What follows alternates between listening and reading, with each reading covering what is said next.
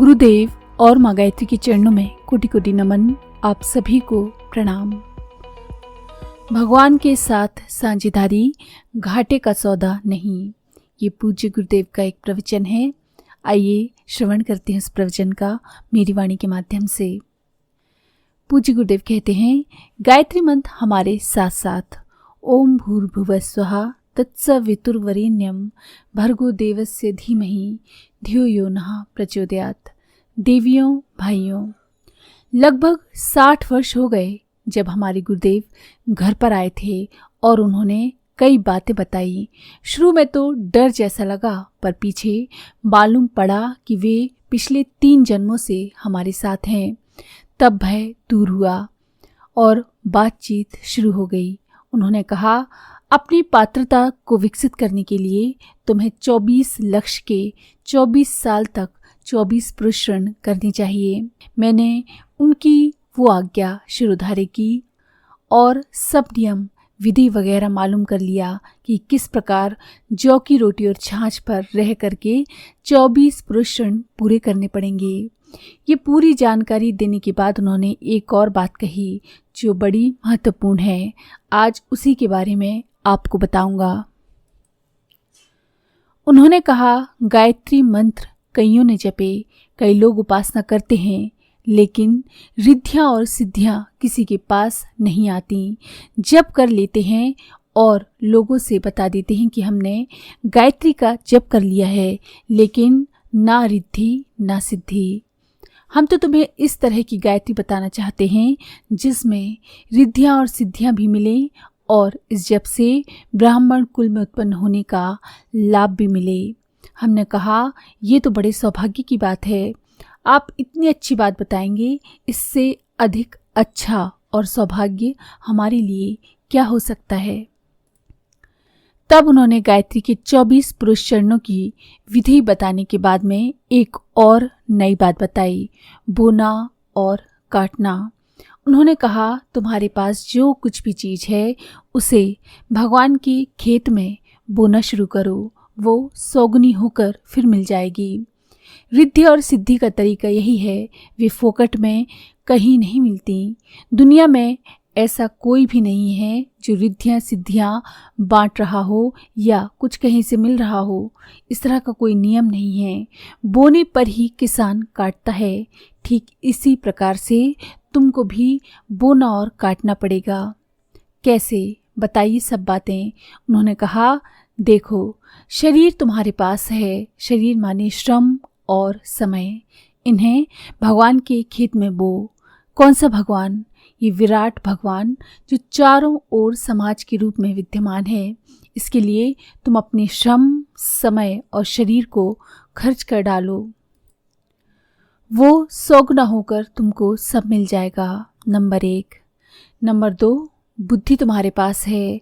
भगवान की दी हुई संपदाओं में अकल तुम्हारे पास है। इससे बजाय उस बात का चिंतन करने, अहंकार का चिंतन करने, वासनाओं का चिंतन करने, बेकार की बातों का चिंतन करने की अपेक्षा चिंतन करने की जो सामर्थ्य है, उस सारी की सारी सामर्थ्य को भगवान के निमित्त लगा दो। उनकी खेती में बो। ये तुम्हारी बुद्धि 100 गुनी होकर तुमको मिल जाएगी। तीसरी चीज है भावनाएं। मनुष्य के 3 शरीर हैं, स्थूल, सूक्ष्म और कारण। इसमें से स्थूल शरीर से श्रम होता है, सूक्ष्म शरीर में बुद्धि होती है और कारण शरीर में भावनाएं होती हैं। भावनाएं भी तुम्हारे पास हैं। इन्हें अपने घरेलू आदमियों के साथ में खर्च कर डालने की बजाय भगवान का जो सारा खेत है, उद्यान है, उसमें बो और भावनाएं 100 गुनी होकर के मिलेंगी। ये 3 चीजें, शरीर, बुद्धि और भावनाएं, भगवान ने दिए हैं, किसी आदमी ने नहीं। एक और चीज है जो तुम्हारी कमाई हुई है, भले ही वो इस जन्म में कमाया हो या पिछले जन्म में, वो है धन। धन भगवान किसी को नहीं देता। मनुष्य चाहे ईमानदारी से कमा ले या बेईमानी से कमा ले या मत कमाए, भगवान को इससे कोई लेना देना नहीं है। धन जो तुम्हें मिला है शायद तुम्हारा कमाया हुआ नहीं है। मैंने कहा, मेरा कमाया हुआ कहाँ से हो सकता है? 14-15 वर्ष का बच्चा कहाँ से धन कमा कर लाएगा? अच्छा, पिताजी का दिया हुआ धन है। इस सारे के सारे धन को भगवान के खेत में बो दो और ये 100 गुना होकर के मिल जाएगा। बस मैंने गांठ बांध ली और 60 वर्ष से बंधी हुई गांठ मेरे पास ज्यों की त्यों चली आ रही है। गायत्री उपासना के जब 24 साल से भी अधिक हो गए, उसके बाद भी बोने और काटने का ये सिलसिला बराबर चलता रहा।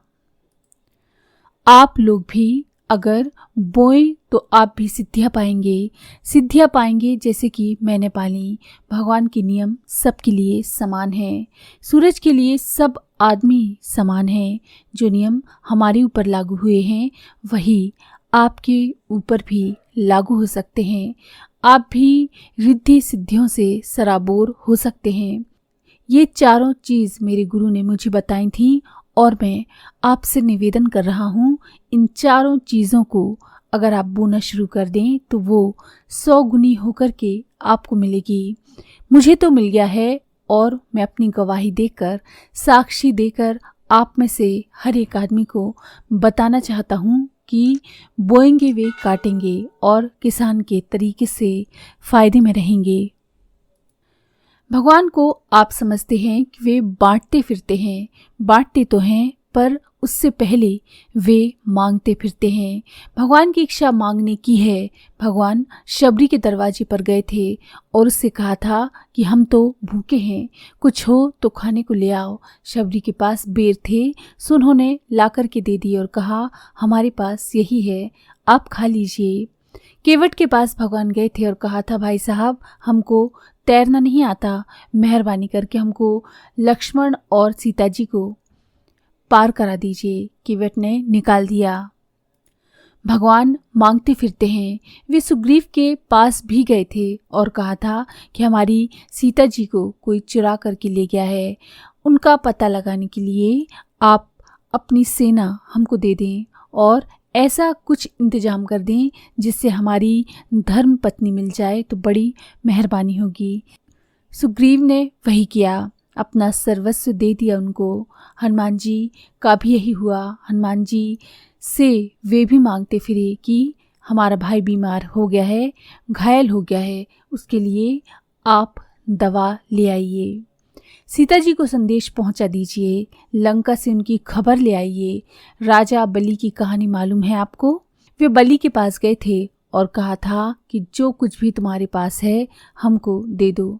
बलि ने कहा क्या है हमारे पास? तब उन्होंने कहा था कि तुम्हारे पास ज़मीन है, उसमें से 3.5 कदम हमको दे दो। नाप लिया भगवान ने और जो कुछ भी माल टाल था सारा छीन लिया। गोपियों से बड़ी मोहब्बत थी उनकी। उनसे कहा तुम्हारा दही और मक्खन कहाँ रखा है? गोपियाँ समझती थीं कि वे भगवान हैं तो सोने चांदी के जेवर लाए होंगे, कोई उपहार लाए होंगे, पर वे तो कुछ नहीं लाए। उल्टे उन्होंने जो कुछ भी मक्खन तथा दही जमा किया हुआ था वो भी छीन लिया। कर्ण जब घायल पड़े हुए थे तब अर्जुन को लेकर भगवान उनके मैदान में जा पहुँचे और कहा अरे कर्ण, हमने सुना था कि तुम्हारे दरवाजे पर से कोई आदमी खाली हाथ नहीं जाता। हम तो कुछ मांगने आए थे पर तुम कुछ देने की हालात में मालूम नहीं पड़ते। कर्ण ने कहा नहीं महाराज, ऐसा मत कीजिए, खाली हाथ मत जाइए। मेरे दांतों में सोना लगा हुआ है जिसे उखाड़ कर मैं अभी देता हूँ आपको। उन्होंने एक पत्थर का टुकड़ा लिया और दांत तोड़ करके एक अर्जुन के हाथ पर रखा और एक कृष्ण के। इसी तरह सुदामा जी की कहानी है। सुदामा जी की पत्नी ने उनको इसलिए भेजा था कि कृष्ण उनके मित्र हैं और वे उनसे कुछ मांग कर ले आए तो गुजारा चले।